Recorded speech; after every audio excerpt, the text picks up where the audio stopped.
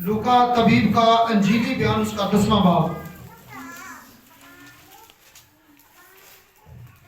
लूका तबीब की मार्फत लिखी हुई यीशु मसीह की अंजील उसका 10वां बाब और उसकी 30वीं आयत से हम इसको तलावत करेंगे। 30वीं आयत से लूका 10वां बाब उसकी 30वीं आयत से हम 37वीं आयत तक इसको तलावत करेंगे। 30वीं आयत को मैं पढ़ूंगा तो लिखा है, यीशु ने जवाब में कहा, एक आदमी यरूशलेम से यरीहो की तरफ जा रहा था कि डाकुओं में घिर गया।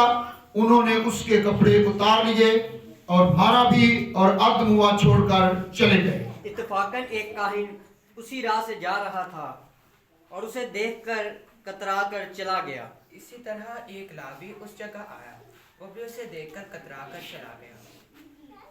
लेकिन एक सामरीन सफर करते करते वहां आ निकला और उसे देखकर उसने तरस खाया और उसके पास आकर उसके जख्मों को तेल और मेल लगाकर बांधा और अपने जानवर पर सवार करके सराय में ले गया और उसकी खबरगिरी की। दूसरे दिन 2 दिनार निकाल कर बटियारे को दिए और कहा, इसकी खबरगिरी करना और जो कुछ इससे ज्यादा खर्च होगा मैं फिर आकर तुझे अदा करूंगा। उन तीनों में से उस शेष का जो डोकियों में गिरा गया था, तेरी निस्बत में कौन पड़ोसी ठहरा? जी 37वीं आयत को सभी मिलकर पढ़े।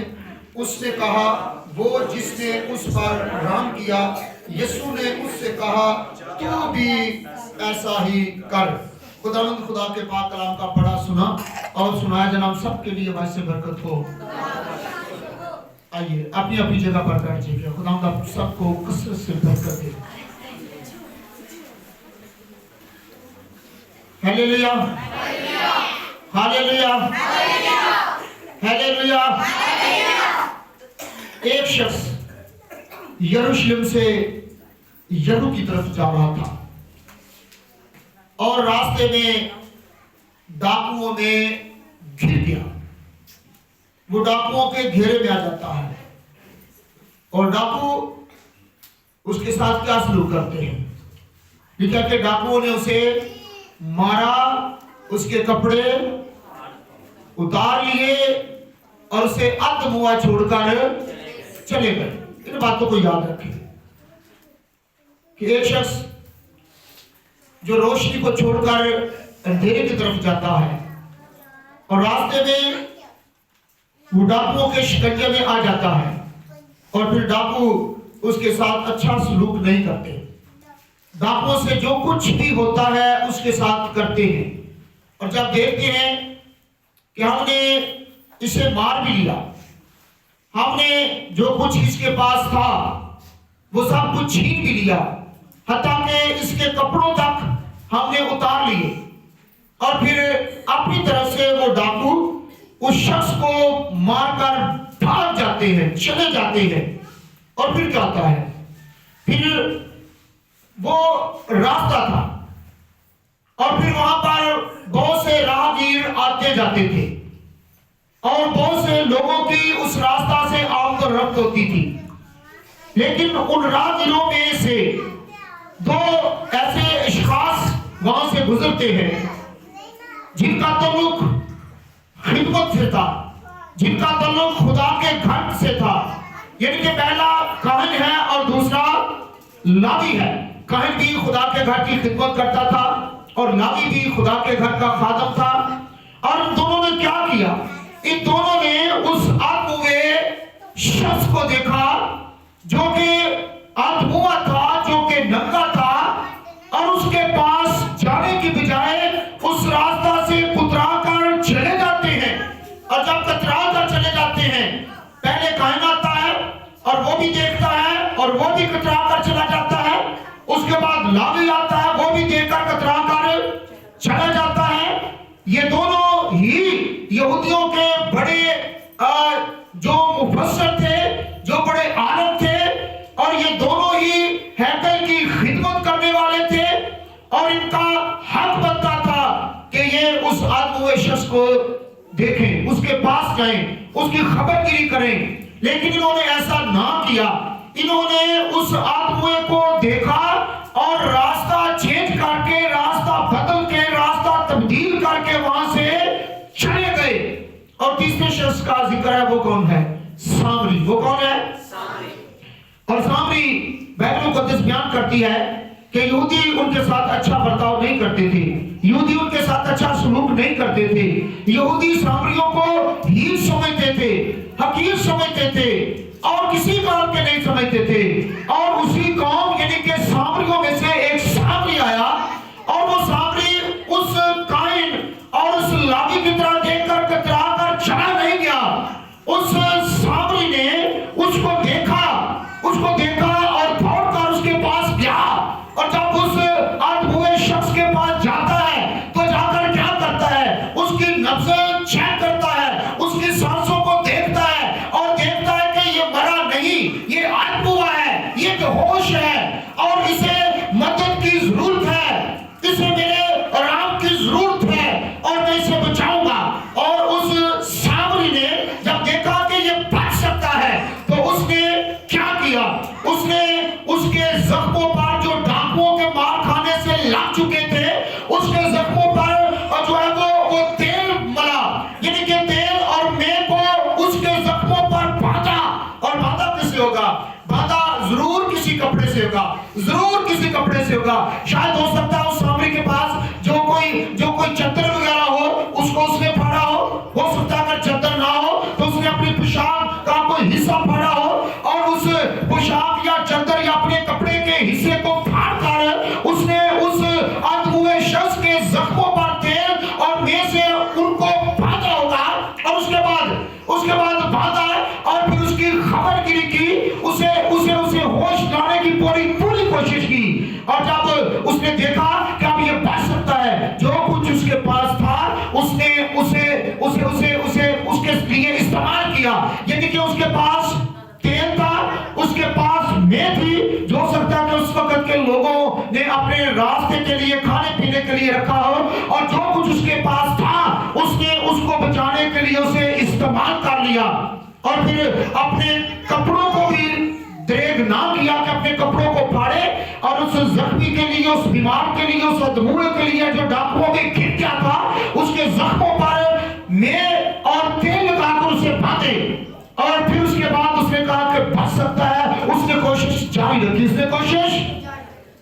رکھی، اور جب اس نے کوشش جاری رکھی تو اس نے کیا کیا؟ اس نے اس بیمار کو، اس آدموئے کو، اس بے ہوش آدمی کو اپنے جانور پر جو ہے وہ سوار کیا، اور جب ایک ہاتھ سے اس نے اس بیمار کو پکڑا ہوگا اپنے گدھے پر لٹا کر یا اپنے جانور پر لاد کر، تو ایک ہاتھ سے وہ اپنے جانور کو ہانکتا ہوگا، اور پھر بڑا مشکل اس کے لیے یہ لمحہ تھا، یہ لمحات اس کے لیے بڑے ہی مشکل ترین تھے، لیکن اس نے ایسا کیا۔ وہ راستے بھی جو اس وقت فلسطین یا اسرائیل کے تھے بڑے کٹن راستے تھے، بڑے مشکل راستے تھے، اور وہ راستے پہاڑی راستے تھے، اور پہاڑی راستوں پر سے گزرنا اتنا آسان نہیں تھا، اکیلے بندے کا وہاں پر سے گزرنا اتنا آسان نہیں تھا۔ تو لیکن وہ سامری کیسے گزرا تھا؟ اس کے پاس گدھا ہے یا جانور ہے، اور اس کے اوپر اس نے ایک بیمار شخص کو لٹایا ہے، لادا ہے، اور ایک ہاتھ سے اس کو ہانک رہا ہے، اور بڑا ہی مشکل ترین سفر ہوتا ہوا ہوگا اس کے لیے، لیکن اس نے ایسا کیا، اور وہ سارے راستہ کو، سارے سفر کو طے کرتا ہوا وہ کہاں جا پہنچا؟ سرائے میں۔ کہاں؟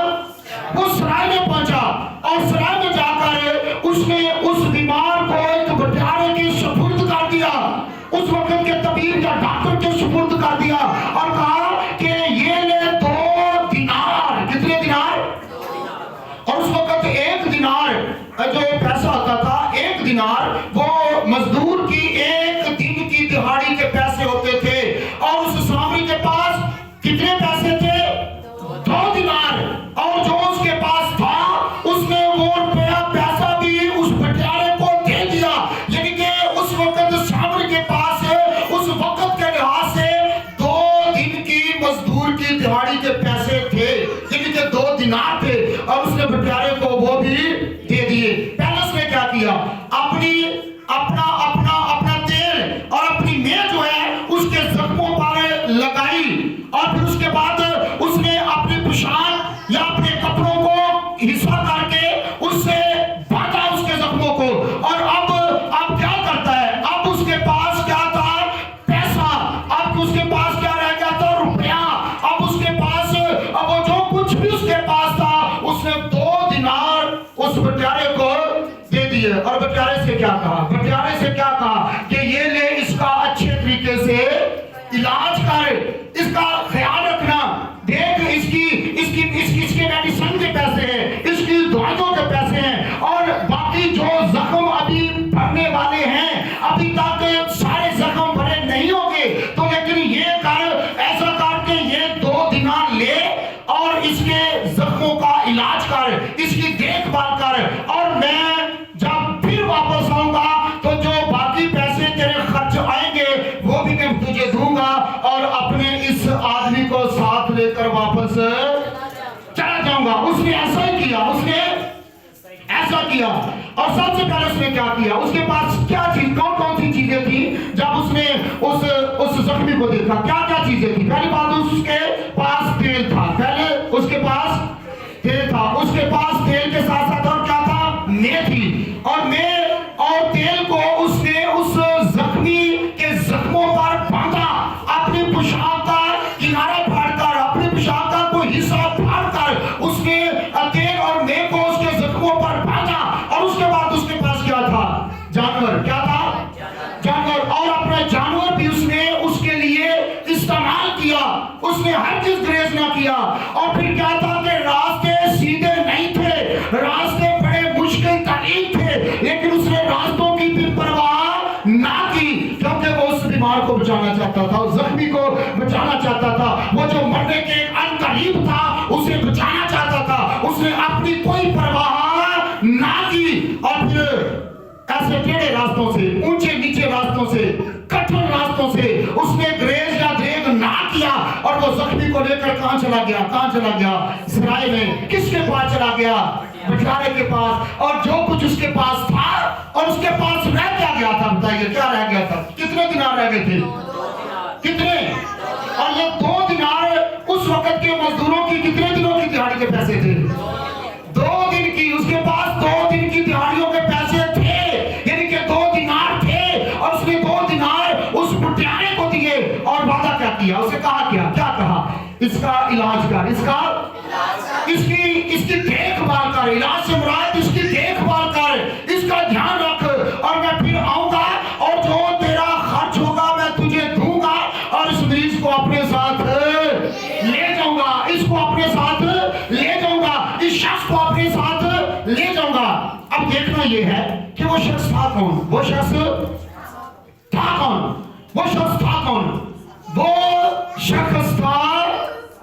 आदम, जो डाकुओं में घिर गया। वो था आदम। क्या था, आदम। वो आदम था जिसने खुदा की नाफरमानी की, जिसने खुदा की हुक्म अदूली की, जिसने खुदा का गुनाह किया। और फिर क्या हुआ, वो डाकुओं में घिर गया, यानी कि वो इब्लीस के शिकंजा में आ गया। इब्लीस ने उसे बेकाया, इब्लीस ने उसे अपने पीछे लगाया और उस ममनूआ फल को खाने पर उसको बेकाया और कहा कि ये तू खा और तू मरेगा नहीं बल्कि हमेशा जिंदा रहेगा और तू खुदा जैसा हो जाएगा। तू खा। और उसने खाया और फिर वो डाकुओं के शिकंजा में आ गया, वो इब्लीस के शिकंजा में आ गया, वो गुनाहों की दलदल में फंस गया, वो गुनाह के चुंगल में फंस गया, वो गुनाहों की कीचड़ में फंस गया और फिर वो डाकुओं में फंस गया। इसका मतलब है डाकुओं में फंसने का या गिर जाने का मतलब है कि वो गुनाहों में गिर गया, क्योंकि वो इब्लीस के शिकंजा में आ गया, वो डाकुओं में गिर गया। और डाकुओं ने उसके साथ क्या सलूक किया, इब्लीस ने उसके साथ क्या सलूक किया। जब खुदा ठंडे वक्त उसके साथ बातचीत करने के लिए आता था, गुफ्तगू होने के लिए आता था, उसके साथ गुफ्तो शनीद करने के लिए आता था, यानी कि कलाम सुनाने के लिए आता था, तो जिस दिन वो डाकुओं में गिर गया, वो इब्लीस के शिकंजे में आ गया, वो गुनाह में गिर गया, तो उस वक्त जब खुदा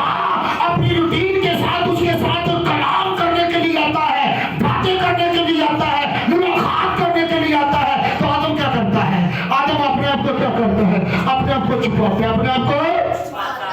तब खुदावंद ने आदम को आवाज दी और कहा कि आदम तू, और आदम ने क्या किया? आदम ने क्या किया?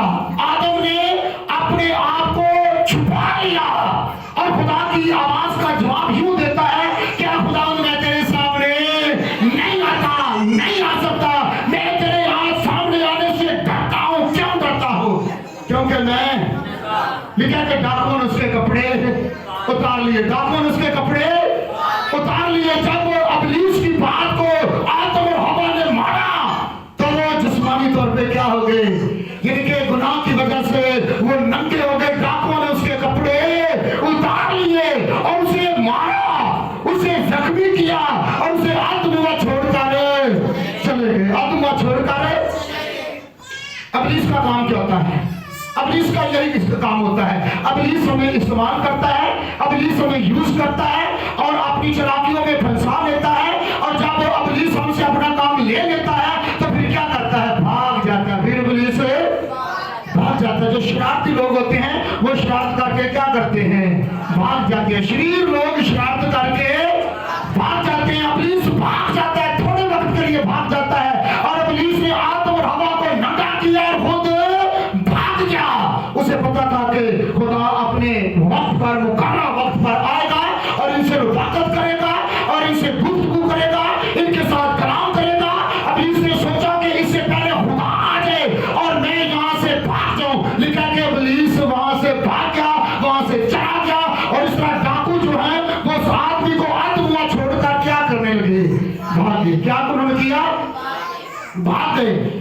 आज भी इब्लीस मुझे और आपको अगर इस्तेमाल करता है, खुदा ना करे ऐसा हो अब, और फिर जब इस्तेमाल किसी गुनहगार को कर रहा होता है तो जब इस्तेमाल कर रहा होता है करके आप भाग जाता है, आप भाग जाता है। जब इब्लीस भाग जाता है तो हमसे अगर कोई बुरा काम हो जाता है तो बाद में इब्लीस जब भाग जाता है तो हम पछताते हैं, लोगों में ऐसा नहीं करना चाहिए था, ये हमसे बहुत बड़ा गुनाह हो गया, हमसे बहुत बड़ी खता हो गई, हमसे बहुत बड़ी गलती हो गई। क्योंकि इब्लीस हमें इस्तेमाल करके क्या करता है? ऐसा ही है ना, इब्लीस इस्तेमाल करके भाग जाता है और फिर बाद में हमारे लिए क्या रह जाता है? पछतावा, हमें ऐसा नहीं करना चाहिए था। और वो जब डाकू में घिर गया तो ये काइन और लालियों से मुराद क्या है? फिर खुदा ने अपने अंबिया को भेजा, उसने मूसा की मार्फत शरीयत दी और शरीयत वो उस अधमुए शख्स को बचा ना सकी।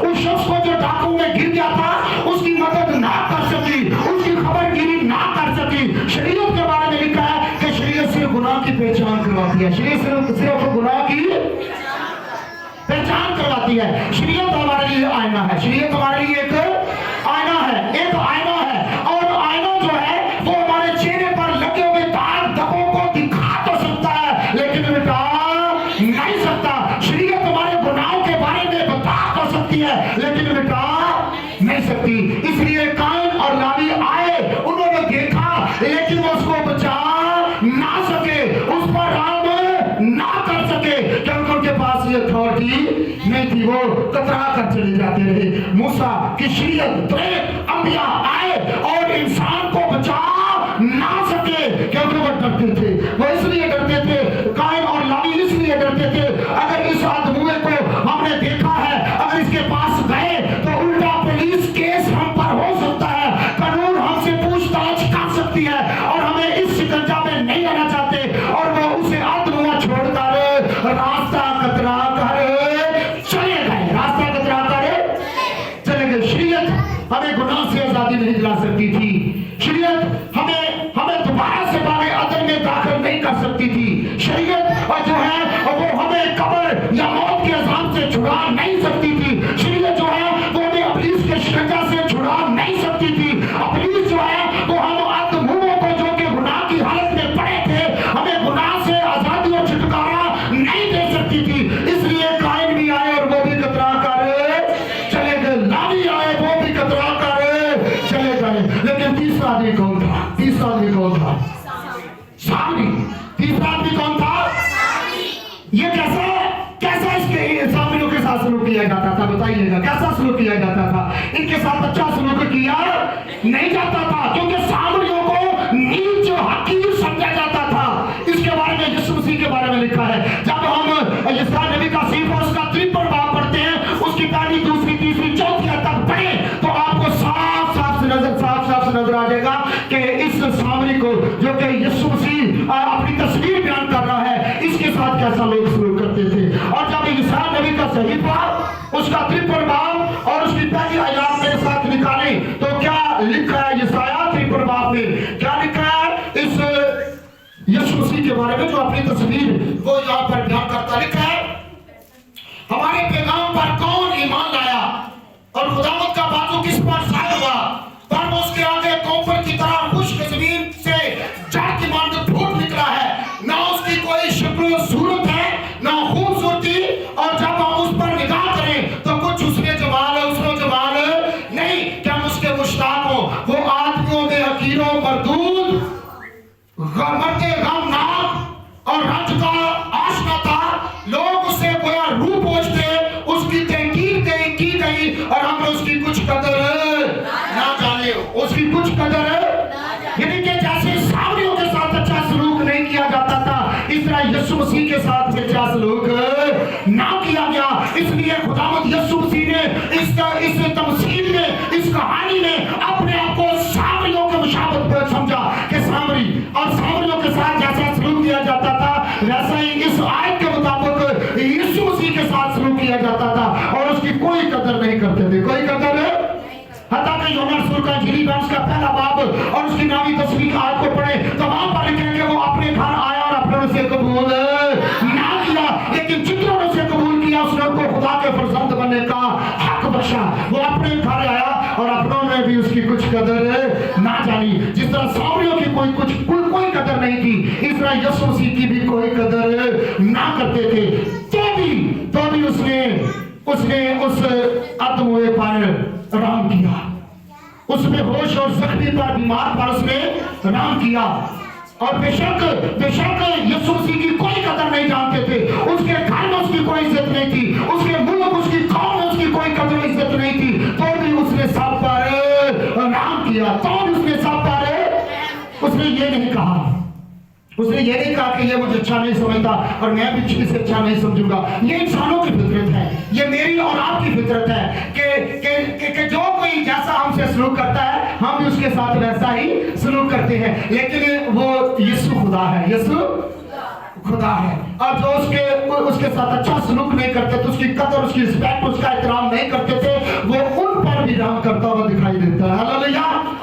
और उसने ये नहीं सोचा कि मैं अपने घर आया और अपनों ने मेरी कदर नहीं जानी, मेरी कदर नहीं की, उसने अपने घर वालों पर भी इतना राम किया। और जो उसके मुल्क और कौम के थे उसकी कोई कदर नहीं जानते थे, करते थे, लेकिन उसने अपने घर वालों के बराबर ही उन पर भी राम किया, यानी कि उसका राम जो है वो सबके लिए यकसा है। हालेलुया। इसलिए लिखा है कि यीशु कल, आज, बल्कि अब तक यकसा है। उसका राम कल भी था, आज भी है और आने वाले काल में भी जारी रहेगा। हालेलुया। और उसने फिर हम सबको बचाया। हम जो आदम और हवा के गुनाह के सबब से अंत में पड़े थे, हम जो बेहोश पड़े थे, हम जो बीमार पड़े थे, और फिर शरीयत हमें बचा ना सकी, हमें कोई अंबिया इकराम ना बचा सका, हमें कोई पैगंबर ना बचा सका, हमें कोई बचा ना सका। हमें किसने बचाया? हम पर किसने राम किया? यीशु ने। किसने हम पर राम किया? सभी बोले किसने राम किया? मुझ पर और आप पर किसने राम किया? मुझ पर और आप पर किसने राम किया है? यीशु ने। और यीशु हमारा पड़ोसी और हमारा हमसाया है। हालेलुया।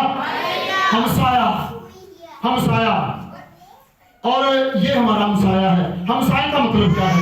साथ की तरह साथ रहने वाला, साथ की तरह साथ चलने वाला। और यीशु मसीह ने हमसे वादा किया कि मैं अब से लेकर दुनिया के आखिर तक हमेशा तुम्हारे साथ हूं। इसलिए हमारा चरवाहा जो है वो कौन है?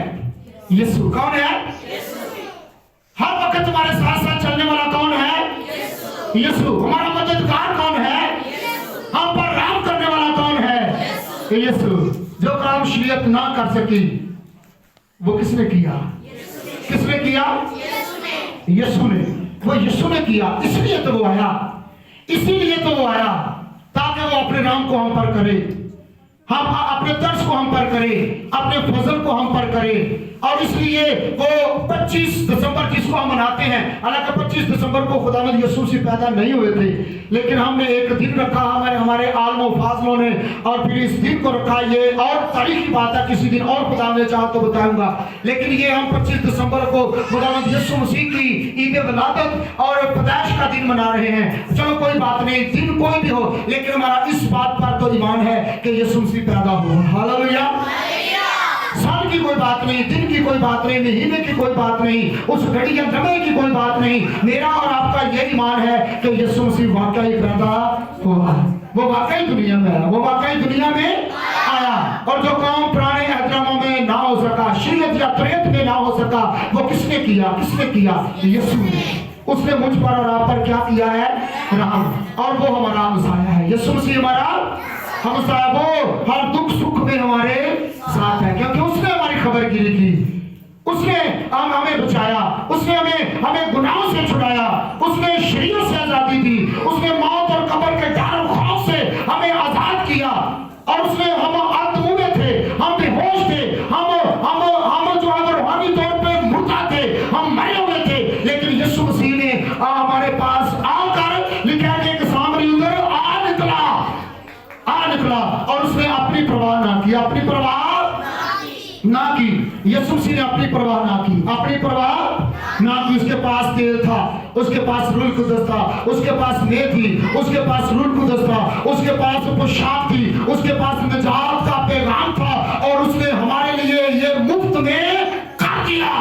क्या उस मदहोश को, उस बीमार को क्या कुछ करना पड़ा? उस सामरी को पैसे देने पड़े? नहीं, कि जो कुछ किया किसने किया? यीशु ने। जो कुछ किया किसने किया? हम तो मरने के करीब थे, हम तो मर रहे थे, हमारे पास तो कुछ भी नहीं था, ना हमारे पास कपड़ा था, ना हमारे पास जूता था, ना हमारे पास सोच थे, हमारे पास कुछ भी नहीं था। और उसने मुफ्त में हम पर रहम किया और हमें गुनाह से, शरीयत से, इब्लीस से, उसने कब्र और मौत से, उसने अपनी मौत से यानी कि दोज़ख से हमें हमेशा की जिंदगी अता की। अब मुझे और आपको कोई डर खतरा नहीं। क्यों? क्योंकि अब वो दोबारा आने वाला है। हालेलुया। अब वो दोबारा आने वाला है। उसने बेचारे से क्या कहा कि मैं आऊंगा और मैं इसको अपने साथ ले जाऊंगा, इसको अपने साथ। इसके बारे में जब आप यूहन्ना रसूल का इंजील में उसका 4वां बाब पढ़े, तीसरी चौथी आयत को पहली दूसरी तीसरी चौथी 5वीं आयत तक पढ़े, तो उसने वाकई कहा मेरे बाप के घर में बहुत से मकान हैं, अगर ना होते तो मैं तुम्हें कह देता। मैं जाता हूँ और फिर वापस आऊंगा, तुम्हें अपने साथ ले जाऊंगा, जहां मैं होऊंगा तुम भी वहां होगे। हालेलुया। वो आने वाला है वो। और याद रखिए, उस वक्त तक हमारा बड़ा दिन मुकम्मल नहीं होता, कंप्लीट नहीं होता, जब तक हम उसी दूसरी आमद के लिए तैयार ना हो। हमारा ईमान होना चाहिए कि जब यीशु मसीह पहली आमद में आया, उसने हमें बचाया, हम पर रहम किया, अब वो दोबारा आने वाला है, उसने हमें बचाया और हम बचाए हुओं को अपने साथ ले जाएगा। हालेलुया। अपने साथ ले जाएगा। ये जो इस वक्त हमने ये फ्लैक्स बनवाई, आपको देखता हूँ कि यार की मेरे वाली उन्होंने काली की बनवा चढ़ी है, लेकिन याद रखिए इसके पीछे बड़ी बैकग्राउंड है। वो पहली पैदाइश में आया, ये देखिए ये चटनी बनी है, ये क्या बनी है? ये चटनी बनी हुई है। और वो आया, वो चटनी में आया, पहली आमद में वो चटनी में आया, और उसने ये इस तरह से फिर अपनी ज़मीनी जिंदगी में उसने निकोदेमुस को बचाया, उसने ज़कई को बचाया, और उसने सामरिया की औरत को बचाया, फिर उसने शाऊल को पलूस बना दिया, और वो उसकी ज़मीनी खिदमत थी। अब वो दोबारा आने वाला है, अब ये क्रिसमस है, ये क्रिसमस का पैटर्न है। अगर उसकी पहली आमद है तो फिर उसकी दूसरी आमद भी है, वो आने वाला है वो। फिर उसने बेचारे से भी कहा मैं आऊंगा और इसको अपने साथ ले जाऊंगा। और यूहन्ना 4 के बाद में उसने कहा मैं आऊंगा और तुम्हें अपने साथ ले जाऊंगा। जबकि उसकी पहली आमद है और उसको सेलिब्रेट करते हैं, तो हमें चाहिए कि हम इसके साथ साथ उसकी दूसरी आमद के भी इंतजार में रहे। इस फैस का मतलब यही है। हालेलुया। ताकि जब वो आए तो हम तंदुरुस्त, सेहत, तवाना, बाइबल मुकद्दस कुदसियों के खत के मुताबिक लिखा है कि तुम्हारी रूह, जान, बदन यीशु मसीह के आने तक महफूज रहे। हालेलुया।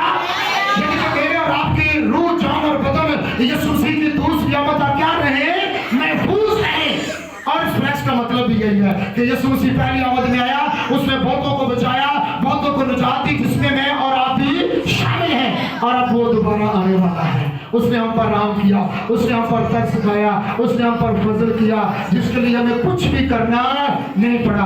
आप इंतजार कीजिए, आप मुंतजिर रहें, आप मुश्ताक रहें कि यीशु दोबारा आने वाला है। तभी हमारा बड़ा दिन कंप्लीट होता है जब हम यीशु मसीह की दूसरी आमद के लिए तैयार, मुंतजिर और मुश्ताक रहते हैं। और जब यीशु आने वाला है तो हम इस ईमान पर मजबूत रहें कि जब यीशु आएगा तो हम हवा में उड़कर उसका हालेलुया।